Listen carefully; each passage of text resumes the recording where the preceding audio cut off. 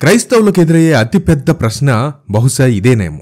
ఎందుకని క్రైస్తవ మార్గం నిజమైనది? ఒకసారి ఈ వీడియో చూడండి. ఒకే ఒక నిజం ఉంటుందని నేను నమ్ముతాను.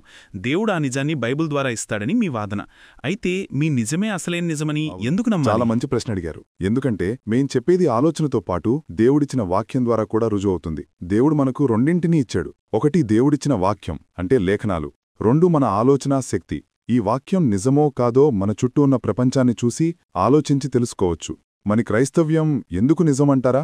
ముందుగా ఆ 10 ఆజ్ఞలనే తీసుకుందాం. మీరు 10 ఆజ్ఞలను పాటిస్తే మీ జీవితం ఖచ్చితంగా మెరుగవుతుంది, మీ సమాజం కూడా మెరుగవుతుంది. అవునా? అంటే హత్య చేయకుండా, దొంగతనం చేయకుండా, తల్లిదండ్రులను గౌరవిస్తూ, అందరికంటే గొప్పవాడైన దేవుణ్ణి కాదని దేనినీ పూజించకుండా ఉండటం, వారానికి ఒకరోజు విశ్రాంతి తీసుకోవడం, అబద్ధాలు చెప్పకపోవటం, ఇలాంటి మంచి పనులతో ఒక మంచి సమాజాన్ని కట్టవచ్చని మనందరం ఒప్పుకుంటాం. కాని ఒక్క విషయం, క్రైస్తవ్యం 2 గొప్ప అద్భుతాల మీద ఆధారపడి ఉంది.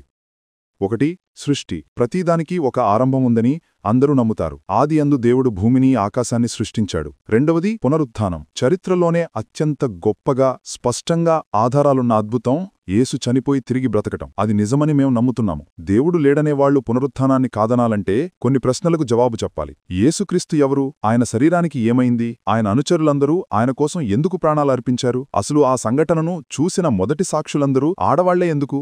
అప్పటి కాలంలో ఆడవాళ్ల మాటకు విలువ ఇచ్చేవారే కాదుగదా.